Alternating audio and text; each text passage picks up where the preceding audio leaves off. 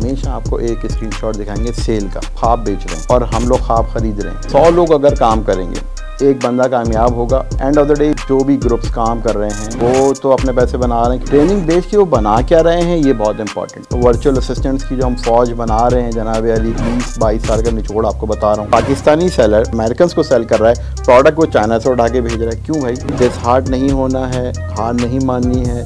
आप हार नहीं माने, आप एक दिन ज़रूर कामयाब होंगे। अस्सलाम वालेकुम, this is Faheem Zaman from Raftaar tech. और आज हमारे जो गेस्ट हैं वो बेसिकली ई कॉमर्स की दुनिया में उन्होंने एक बहुत बड़ा सफ़र गुजारा है अपनी ज़िंदगी का। So this is Sadiqeen Sheikh. अस्सलाम वालेकुम सर, कैसे हैं आप? वालेकुम अस्सलाम, अल्लाह का शुक्र। तो सर आप ज़रा अपने बारे में तो बताइए, ई कॉमर्स की दुनिया में आपने कितने साल गुजारे हैं अब तक? ई कॉमर्स मैं सन 2000 से मैं कर रहा हूँ ई कॉमर्स। और 2001 में मैंने पहले अपनी ई कॉमर्स की वेबसाइट बनाई थी। I still remember, masalaCart.com website का नाम था और ख़ुद मैंने डेवलप की थी। न्यूयॉर्क की एक कंपनी थी उसके लिए, और बस उसके बाद से यही काम कर रहे हैं। मैंने एक चीज़ नोटिस करी है कि FBA जो प्रोग्राम है फुलफिल्ड बाय अमेज़ॉन, वो पाकिस्तान में ऑफिशियली नहीं है। जैसे इंडिया में मौजूद है तो उनका वेयर हाउस भी है वहाँ पे, पाकिस्तान में क्यों नहीं है? बहुत सारे फैक्टर्स हैं जी, FATF है आपके सामने और बहुत सारी चीज़ें हैं जो कि हम जिनके बारे में हम बात भी नहीं कर सकते। तो वो सब चीज़ें ऐसी हैं कि जब तक वो चीज़ें ठीक नहीं होंगी तो मतलब इकोनॉमिकली जो है ना स्टेबलाइजेशन जो है वो बहुत ज़्यादा ज़रूरी है। हमारे लोगों का जो अमूमी रवैया है वो भी थोड़ा सा जो है ना वो मैटर करता है कि पाकिस्तान जो है वो, जैसे आपको पता ही है कि अभी जो अमेज़ॉन ने रिसेंटली काफ़ी सारे पाकिस्तानी जो अकाउंट्स हैं वो बंद किए हैं। एग्जैक्टली ये बंद किए हैं, वो उसके पीछे क्या रीज़न्स हैं ये तो बहुत सारे लोग जानते हैं। आपने देखा होगा अभी बहुत सारे इस तरह के ग्रुप्स हैं जो यहाँ पे आए हैं और ये वही दावे करते हैं कि जनाब हम ये सिखा रहे हैं, वो सिखा रहे हैं और इससे आप इतना सारा अर्न कर लेंगे, ऐसा हो जाएगा, ओवरनाइट जो है वो कुछ मिलियनर बन जाएंगे, ये सब चीज़ें। अब इससे हो ये रहा है कि वो लोग तो ख्वाब बेच रहे हैं और हम लोग ख्वाब ख़रीद रहे हैं। ठीक है ना? अब वो डबल शाह वाला चक्कर है हमारी कौम की, कुछ साइकोलॉजिकल एक हमारा एक है सिलसिला कि जी हम चीज़ों को जो है ना वो एब्जॉर्ब करने में बड़ी प्रॉब्लम होती है और हम जो है वो शॉर्टकट तलाश करते हैं कि जी किस तरह से हम जो है ना शॉर्ट टाइम में जो है वो चीज़ों को कर लें। जबकि आप ये देखिए कि एक हिस्ट्री रही है कि दुनिया में जितने भी लोग कामयाब हैं, जिन बिलियनर्स की एग्जांपल दी जाती है आपको, जेफ बेज़ोस हो गया है या मार्क ज़ुकरबर्ग, इनके पीछे ये पूरी एक हिस्ट्री है। एंड ऑफ द डे ये लोग जो हैं, जो भी ग्रुप्स काम कर रहे हैं वो तो अपने पैसे बना रहे हैं क्योंकि वो लोगों को ट्रेनिंग्स बेच रहे हैं। ट्रेनिंग बेच के वो बना क्या रहे हैं ये बहुत इंपॉर्टेंट। 100 लोग अगर काम करेंगे तो उसमें से एक बंदा कामयाब होगा और वो जो बंदा कामयाब होगा उसके पास कंसिडरेबल अमाउंट ऑफ मनी होगी, उसके बाद उसके पास बहुत अच्छा स्किल सेट होगा, फिर भी उसको लक चाहिए अमेज़ॉन के ऊपर कामयाब होने के लिए। ठीक, ये बिल्कुल करें, काम ज़रूर करें, सबको करना चाहिए। लेकिन जैसे हमने काम स्टार्ट किया, हमने चीज़ों को समझा, पढ़ा, उसको अप्लाई किया और टाइम दिया उसको, उसके बाद हम एक चीज़ फिर ये कि एक वर्चुअल असिस्टेंट्स की जो हम फौज बना रहे हैं जनाब अली, वो डिफरेंट जो हमारे वेबसाइट्स हैं या जो सर्विस प्रोवाइडर्स हैं जैसे कि fiverr.com है, इसके अलावा अपवर्क या freelance.com वगैरह जो हैं, इनके ऊपर जो सर्विसेज दे रहे हैं उसमें वो क्या कर रहे हैं, वो बच्चे उनको थोड़ा बहुत कहीं से उन्होंने कुछ सीख लिया है, उसके बाद वो वर्चुअल असिस्टेंट बन गए हुए हैं। ये वही कॉन्टेम्प्रेरी हमारा कॉन्सेप्ट है कि जी हमने होलसेल मार्केट से उठाया और उसको जो है वो रिटेल में सेल कर दिया, लेकिन वो सबके सब एक ही जगह पे बेच रहे हैं। तो 10 दुकानें हैं, उनमें से कौन सी दुकान है जो ज़्यादा सेल करेगी?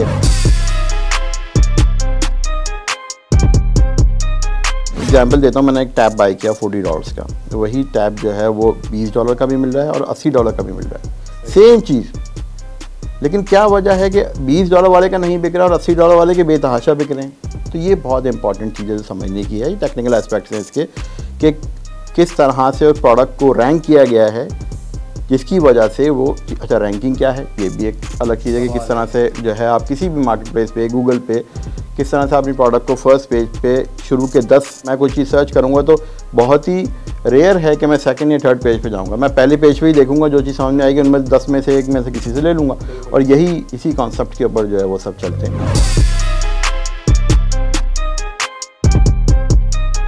लेकिन अपने 20-22 साल का निचोड़ आपको बता रहा हूँ कि ऐसा नहीं होने लगा है कि बिलियन डॉलर की इकॉनमी एकदम से हो जाएगी जब तक कि हमें गवर्नमेंट की सपोर्ट नहीं होगी। यहाँ पे बहुत सारी चीज़ें ऐसी हैं, हमें ऐसे इंस्टीट्यूट्स बनाने की ज़रूरत है, हमें अपने इंफ्रास्ट्रक्चर को मजबूत करने की ज़रूरत है, हमें मैन्युफैक्चरिंग साइड हम क्यों जा रहे हैं चाइना, हम चाइना से क्यों चीज़ें ले रहे हैं, हम यहाँ क्यों नहीं बना रहे। एक पाकिस्तानी सेलर अमेरिका के अंदर सेल कर रहा है, अमेरिकन को सेल कर रहा है, प्रोडक्ट वो चाइना से उठा के भेज रहा है, क्यों भाई पाकिस्तान से क्यों नहीं बन के जा रही है। और मैं पर्सनली ये समझता हूँ कि जो भी लोग ये काम कर रहे हैं, जो ट्रेनिंग्स बेच रहे हैं और ट्रेनिंग सिखा रही है, वो अपना तो फ़ायदा कर रहे हैं, लेकिन ये कि जो बच्चे जो सीख रहे हैं यहाँ पे, उनको वो अल्टीमेटली क्या बनाना चाह रहे हैं, क्या चीज़ें दे रहे हैं, ये मेरी समझ से बाहर है। और हमेशा आपको एक स्क्रीनशॉट दिखाएंगे सेल का, लेकिन उस सेल के पीछे कितनी एफर्ट्स लगी, जिसको ये लोग ब्लीडिंग कहते हैं, कितना पैसा खर्च हुआ है। ब्लीडिंग से मुराद ये है कि कितना जो है वो गिव अवेज दिए गए हैं, फ्री में चीज़ें दी गई हैं, कितने रिफंड्स हुए हैं, उसके ऊपर किस तरह से जो है बॉट्स के थ्रू और जो दीगर लोग हैं उनके थ्रू चीज़ों को ख़रीदवाया गया, जिसके अगेंस्ट वो कमीशन आपसे लेते हैं, यहाँ पर फेक रिव्यूज़ हैं, ये सब चीज़ें, ये सारी जो है ना वो इन सिंपल वर्ड्स में कहूँगी 2 नंबरियाँ करके आप चीज़ों को अपनी जो है वो बेच रहे होते हैं, और उसके बाद आप सेल दिखा रहे होते हैं कि जनाब आपने जो है वो $1 लाख की सेल कर दी। अरे भाई टेक होम क्या है, आप घर क्या लेके गए उस $1 लाख में से। $1 लाख में से जनाब यार ये आपका फ़र्ज़ करें $90,000 तो आपने जो है वो खर्चा कर दिया अपने एडवर्टाइजमेंट में, और ब्लीडिंग के अंदर जिसको आप ब्लीडिंग वगैरह जो भी कहते हैं, 10,000 में आइटम की कॉस्ट, शिपिंग कॉस्ट, ये सब चीज़ें शामिल हैं। तो आप घर क्या लेके जा रहे हैं, ये इंपॉर्टेंट। कुछ लोग हैं जो कि वाक़ईतन कामयाब हुए हैं और उन्होंने बहुत सेल की है और अच्छे पैसे बनाए हैं, लेकिन फिर उसको सस्टेन करना भी तो एक प्रॉब्लम है ना। मैं ये समझता हूँ पर्सनली कि जो भी काम किया जाए यहाँ पे वो एक तो ये कि सोच समझ के करें, अपने स्किल सेट को इतना बढ़ा लें कि आप ये समझें कि आपके जो भी काम आप करने जा रहे हैं, आप उसके सारे प्रॉज एंड कॉन्स सारी चीज़ों को समझते हुए करें कि आपको इससे क्या फ़ायदा होने लगा है और नुकसान के कितने चांसेस हैं। कैलकुलेटेड रिस्क लें, उसके बाद आप कोई भी काम करें।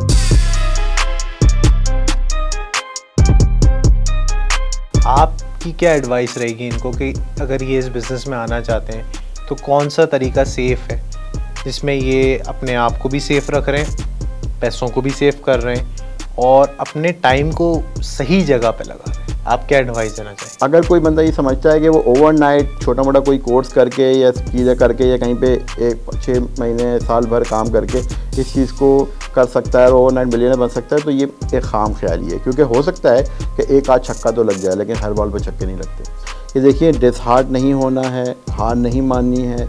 आपको अगर लगता है कि अगर आप कोई आपने प्रोडक्ट लॉन्च की है और उसमें आप फेल हो गए तो आप दूसरी प्रोडक्ट लॉन्च करें, आप तीसरी प्रोडक्ट लॉन्च करें, आप हार नहीं माने, आप एक दिन ज़रूर कामयाब होंगे। बहुत अच्छा लगा आप हमारे शो पे और हमें इतनी अच्छी इन्फॉर्मेशन दी। और ये वो चीज़ें जो मेरा ख्याल नहीं है कि एक हर यूट्यूब चैनल पे या कोई भी मीडिया प्लेटफॉर्म पे इस तरह ओपनली बात हो रही है। Thank you so much everyone. इंशाल्लाह नेक्स्ट एपिसोड में मुलाकात होती है। टिल देन, अल्लाह हाफ़िज़।